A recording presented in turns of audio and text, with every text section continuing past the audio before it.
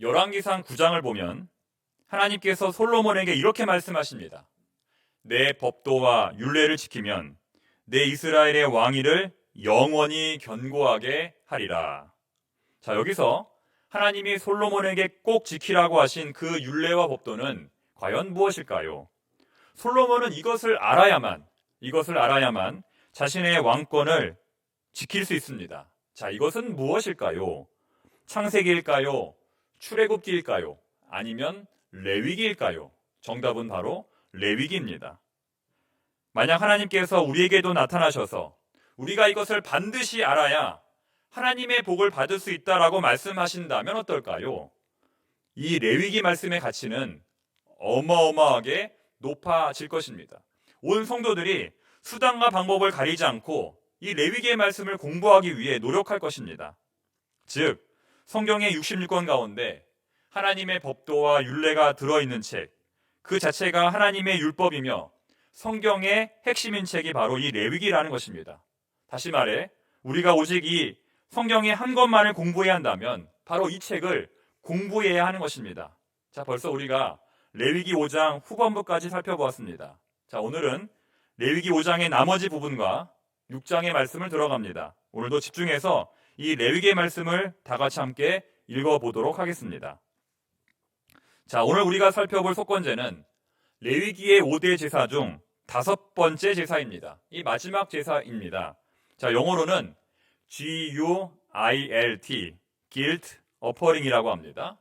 히브리어로는 아샴이라고 하는데, 아샴은 보상, 배상이라는 뜻을 가지고 있습니다.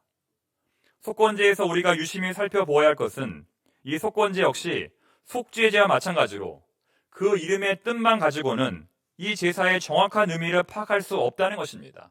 자, 속건제, 과연 그 의미는 무엇일까요? 속건제가 다른 제사와 구별되는 차이점은 과연 무엇일까요? 자, 먼저 속건제는 속죄제와 비교해서 이해하시면 좋습니다. 속죄제가 하나님과의 관계를 해결하는 제사라면 이 속건제는 사람과의 관계를 해결하는 제사입니다. 다시 말해 속죄제가 하나님의 성소를 깨끗게 함으로써 하나님과의 관계를 해결하는 제사라면 이 속건제는 사람에게 끼친 손해를 배상함으로써 사람과의 관계를 해결하는 제사라는 것입니다. 자, 우리가 실수든 고의든 사람에게 피해를 끼쳤다면 그 보상을 충분히 해 주어야 한다는 것이죠. 그런 의미에서 속건제는 보상제, 배상제라고 말할 수 있습니다. 자, 이제 함께 오늘의 본문을 살펴보겠습니다. 자, 속건제는 레위기 5장 14절부터 6장 7절까지 기록되어 있습니다. 그 내용은 두 부분으로 나눌 수 있는데요. 5장 14절과 6장 1절에 나오는 다음의 말씀을 기준으로 나누어집니다. 자, 어떤 말씀이냐면 여호와께서 모세에게 말씀하여 이르시되입니다. 자, 이 말씀을 중심으로 두 부분으로 나누어집니다. 자, 그래서 앞부분은 성전의 물건에 피해를 끼친 경우이고 뒷부분은 이웃의 물건에 피해를 끼친 경우입니다. 자, 재미있는 사실은 오늘 본문에는 속건제의 과정이나 의식이 전혀 소개되어 있지 않다는 것입니다. 지난주에 우리가 나누었던 이 속죄제가 그 과정과 내용에 대해서 아주 자세하게 기록된 것과는 대조적으로 이 속건제는 그 내용이 아주 간단하게, 아주 짧게 기록되어 있습니다. 제사 의식에 대한 설명이 전혀 없고 단지 속건제의 성격과 제물의 가격만이 기록되어 있습니다. 자, 첫 번째 문단부터 보겠습니다. 첫 번째 문단은 5장 14절부터 19절까지입니다. 자, 15절 말씀을 함께 읽어보겠습니다. 누구든지 여호와의 성물에 대하여 부지 중에 범죄하였으면 여호와께 속건제를 드리되 내가 지정한 가치를 따라 성소의 세겔로 몇 세겔 은혜에 상당한 흠없는 순양을 양떼 중에서 끌어다가 속건제로 드려서. 자, 그 내용이 길기 때문에 하나씩 끊어서 살펴보겠습니다. 누구든지 여호와의 성물에 대하여 부지 중에 범죄하였으면. 자, 여호와의 성물이라는 단어가 나왔는데요. 여호와의 성물은 제사장의 몫으로 주어지는 제물을 가리킵니다. 예배자가 하나님께 드린 모든 동물, 집, 땅, 11조 등이 성물입니다. 자, 예를 들면 진설병이라고 하는 떡이 있는데 이 떡은 성소 안에 빛이 되어 있는 아주 거룩한 떡입니다. 자, 그런데 만약 이것을 일반인이 먹으면 어떻게 될까요? 일반인이 먹으면 어떻게 될까요? 그 자리에서 죽는 것이 아니라 자신이 먹은 것에 5분의 1을 더하여 제사장에게 주면 되는 것입니다. 다윗은 사울을 피하여 노비라고 하는 제사장들의 마을로 피난을 가게 되었습니다. 거기서 이 진설병을 먹었습니다. 자, 그럼 문제를 하나 내보겠습니다. 다윗이 너무나 배가 고파서 이 진설병을 무려 5개나 먹었습니다. 5개나 먹었습니다. 자, 그렇다면 나중에 몇 개로 갚아야 할까요? 자신의 먹은 것에 5분의 1을 더하여 제사장에게 주면 된다고 했습니다. 그러므로 정답은 6개입니다. 자신이 먹은 양의 20%를 더하여 갚아야 하므로 5개를 먹었으면 6개로, 10개를 먹었으면 12개로 갚아야 하는 것입니다. 네, 아주 쉽지요. 자, 이것은 나중에 레위기 27장에 나오는 서원의 문제에도 동일하게 적용이 됩니다. 자, 사랑하는 성도 여러분, 우리가 하나님께 서원했다가 지키지 않으면 어떻게 될까요? 돌에 맞아 죽을까요? 사업은 하는 대로 다 망하게 될까요? 아닙니다. 왜 우리 하나님을 그런 이상한 신으로 만들려고 하십니까? 우리 하나님은 결코 그런 분이 아닙니다. 하나님께 서원했다가 지키지 않으면 방금 우리가 배운 대로 5분의 1을 더하여 갚으면 되는 것입니다. 저는 제 인생이 하나님께 서원한 인생이었기 때문에 이 레위기의 서원 규정에 대한 깊은 관심이 있습니다. 그래서 조금 더 자세히 살펴보았는데 서원하고 지키지 않으면 죽는다. 서원하고 지키지 않으면 망한다는 내용은 그 어디에도 없었습니다. 자, 여러분, 서원이 무엇입니까?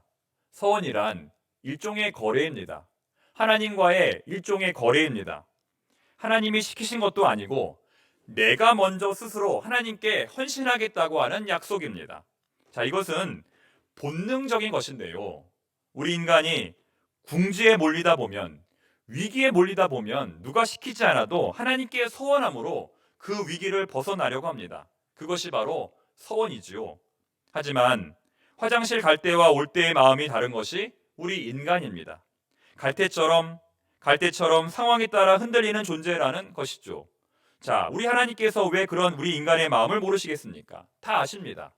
우리의 연약함을 우리 하나님 다 아십니다. 물론 지켜야 하죠. 반드시 지켜야 합니다. 하나님과의 약속 지켜야 합니다. 그러나 그것은 어디까지나 자발적으로 지켜야 합니다. 기쁜 마음으로, 감사하는 마음으로 지켜야 합니다. 단 성경은 무분별한 서원, 쉽게 남발하는 서원은 금지하고 있습니다. 사랑하는 청파동교회 성도 여러분, 이제부터는 서원에 대한 모든 두려운 마음들은 다 내려놓으시고 하나님 앞에 당당하게 나아갈 수 있는 건강한 신앙인들이 되시기를 바랍니다. 너희 하나님 여호와가 너희 가운데 계시니 그는 구원을 베푸실 전능자이시라. 그가 너로 말미암아 기쁨을 이기지 못하시며 너를 잠잠히 사랑하시며 너로 말미암아 즐거이 부르며 기뻐하시리라. 이처럼 우리는 하나님의 사랑을 받기 위해 태어난 거룩한 백성들입니다. 우리 하나님은 우리를 바라보실 때마다 너무너무 기뻐서 노래를 부르시는 분입니다. 자, 여러분 믿으십니까? 믿으시기를 바랍니다. 사단이 우리에게 주는 모든 부정적인 마음들, 두려운 마음들은 다 내어버리시기를 바랍니다. 다시 본문으로 돌아와서 15절을 보시면 여호와의 성물에 대하여 범죄한다는 내용이 있습니다. 자, 어떤 의미냐면 크게 3가지로 나눌 수 있습니다.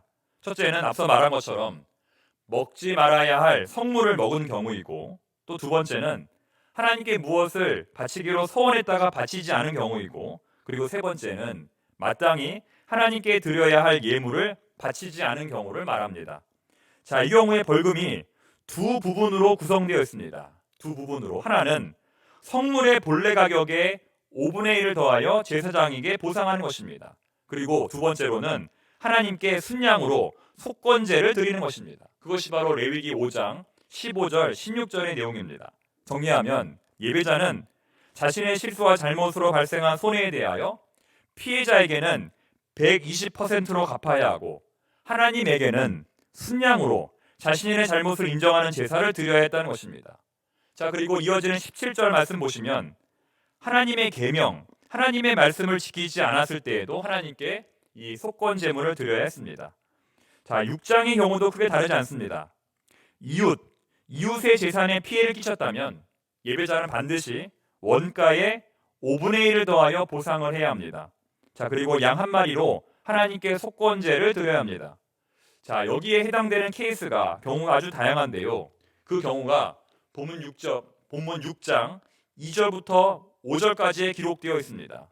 자, 그 내용이 조금 길 수 있지만 한번 읽어보겠습니다. 6장 2절부터 5절까지의 내용. 누구든지 여호와께 신실하지 못하여 범죄하되 곧 이웃이 맡긴 물건이나 전당물을 속이거나 도둑질하거나 착취하고도 사실을 부인하거나 남의 잃은 물건을 죽고도 사실을 부인하여 거짓 맹세하는 등 사람이 이 모든 일 중에 하나라도 행하여 범죄하면 이는 죄를 범하였고 죄가 있는 자니 그 훔친 것이나 착취한 것이나 맡은 것이나 잃은 물건을 주운 것이나 그 거짓 맹세한 모든 물건을 돌려보내되 곧 그 본래 물건에 5분의 1을 더하여 돌려보낼 것이니 그 죄가 드러나는 날에 그 임자에게 줄 것이요. 다시 말해 죄를 지었다면 진정으로 통회하며 죄의 고백만 하면 되는 것이 아니라 상대방에게 끼친 손해에 대하여 충분히 보상해 주어야 속죄가 이루어졌다는 것입니다. 아무리 말로 잘못했다고 사과하고 눈물을 펑펑 흘린다 할지라도 거기에 따른 손해배상을 제대로 하지 않는다면 그것은 회개가 아니었다는 말입니다. 자, 그래서 오늘 설교의 제목은 회개는 눈물로 하는 것이 아닙니다. 입니다. 회개는 눈물로 하는 것이 아닙니다. 자, 그렇다면 회개는 무엇으로 해야 할까요? 회개는 눈물로 하는 것이 아니라 충분한 보상으로 해야 하는 것입니다. 물론 그렇다고 해서 우리 영화에 나오는 것처럼 얼마면 돼? 얼마면 되는 거야? 이렇게 말하면서 돈만 뿌리고 가서도 안 될 것입니다. 충분한 위로와 함께 충분한 위로금도 주어야 한다는 것입니다. 그것이 바로 속건제입니다. 그렇게 볼 때 속건제에서 가장 중요한 것은 제물입니다.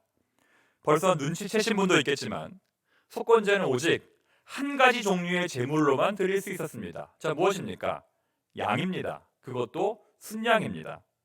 본문 5장 15절 또 16절, 18절에 나옵니다. 자, 왜 그럴까요? 이 양이 비싸기 때문입니다. 가장 비싼 제물이 소이고 그 다음이 양입니다. 그래서 오늘 본문에는 이런 표현이 나오죠. 내가 지정한 가치를 따라 성소의 세겔로 몇 세겔 은에 상당한 흠없는 순양. 자, 쉽게 말하면 아무 양이나 하나님께 드리지 말고 가치가 있는 것으로 정말 괜찮은 것으로 하나님께 제물을 바치라는 것입니다. 비둘기처럼 너무나 저렴한 제물로는 하나님께 제사를 드릴 수 없었다는 것입니다. 자, 이제 속건제의 영적 의미를 말씀드리겠습니다. 첫째, 죄는 하나님과의 관계뿐만 아니라 사람과의 관계에도 영향을 줍니다. 죄는 하나님과의 수직적 관계뿐만 아니라 사람과의 수평적 관계에도 영향을 준다는 것입니다. 따라서 우리가 죄를 지었을 경우에 하나님께 회개하고 용서를 구할 뿐만 아니라 피해를 입은 이웃에게도 용서를 구해야 할 것입니다. 사랑하는 성도 여러분, 혹시 우리는 지금까지 이 죄의 문제를 말로만 해결하려고 하진 않았습니까? 하나님만 아시면 된다고 생각하지는 않았습니까? 나로 인하여 피해를 당한 사람은 없는지 곰곰이 돌아보아야 할 것입니다. 자, 둘째, 그러므로 참된 회개는 심리적 보상으로 그쳐서는 안 됩니다. 말 한마디로 천냥빚을 갚아서는 안 된다는 것입니다. 참된 회개는 반드시 손해를 입힌 당사자에게 그에 상응하는 실제적인 만족과 보상을 할 수 있어야 합니다. 피해자가 됐다고 할 때까지, 피해자가 충분하다고 할 때까지 보상해야 한다는 것입니다. 누가복음 19장을 보면 삭개오라고 하는 사람이 나옵니다. 그는 욕심이 굉장히 많은 사람이었습니다. 하지만 그는 예수님을 만난 뒤에 삶이 변화하게 됩니다. 자, 어떻게 변화하게 되냐면 다음처럼 변화하게 됩니다. 개역 한글 성경으로 한번 읽어보겠습니다. 삭개오가 서서 주께 여짜오되 주여 보시옵소서. 내 소유의 절반을 가난한 자들에게 주겠사오며 만일 네 것을 토색한 일이 있으면 4배나 갚겠나이다. 예수께서 이르시되 오늘 구원이 이 집에 이르렀으니 이 사람도 아브라함의 자손이미로다. 자, 이것이 바로 대표적인 속건제의 예입니다. 예수 믿고 나서도 똑같이 그대로 사는 것이 아니라 이 삭개오처럼 타인에게 끼친 피해를 충분히 보상하고 배상하는 것이 진정한 구원의 삶이라는 것입니다. 자, 이번에는 마태복음 5장 23절, 24절입니다. 그러므로 예물을 제단에 드리려다가 거기서 내 형제에게 원망 들을 만한 일이 있는 것이 생각나거든 예물을 제단 앞에 두고 먼저 가서 형제와 화목하고 그 후에 와서 예물을 드리라. 23절 말씀처럼 친구에게, 가족에게, 이웃에게 원망 들을 만한 일이 있다면 어떻게 해야 할까요? 원망 들을 만한 일이 있다면 어떻게 해야 할까요? 그분들과 화해하려면, 그분들과 화목하려면 무엇이 필요할까요? 다시, 그분들과 화목하려면, 그분들과 화해하려면 무엇이 필요할까요? 돈이 필요합니다. 시간이 필요합니다. 밥도 사야 하고 커피도 사야 하고 무엇보다 자신의 잘못에 대해서 진심으로 사과해야 합니다. 피해자가 충분하다고 말할 때까지 해야 합니다. 그리고 나서 하나님께 나와 예배 드려야 합니다. 자, 이제 말씀을 맺겠습니다. 자, 오늘의 결론입니다. 그러므로 우리는 하나님과의 관계뿐만 아니라 이웃과의 관계에서도 죄의 문제를 살펴보아야 합니다. 우리가 살면서 단 한 번의 실수도 하지 않고 산다는 것은 불가능한 일입니다. 그러므로 잘못을 하면 솔직히 인정하고 그 잘못에 대해서 충분히 보상해 주어야 합니다. 감추려고 하고 숨기려고 해서는 안 됩니다. 밀양이라고 하는 영화가 있습니다. 이 영화는 어린이 유괴 살인사건을 주제로 한 영화인데 어린이집 차량을 운전하는 기사가 유괴범이었습니다. 그는 자신의 차량에 탄 아이를 유괴한 뒤에 살인을 했습니다. 그런데 그 살인자는 아이의 부모에게는 용서를 구하지 않고 오직 하나님께만 용서를 구했습니다. 하나님께서 용서하셨으니 자신은 아무런 문제가 없다고 생각했습니다. 자, 이것은 오늘 속건제의 관점으로 볼 때 완전히 잘못된 개념입니다.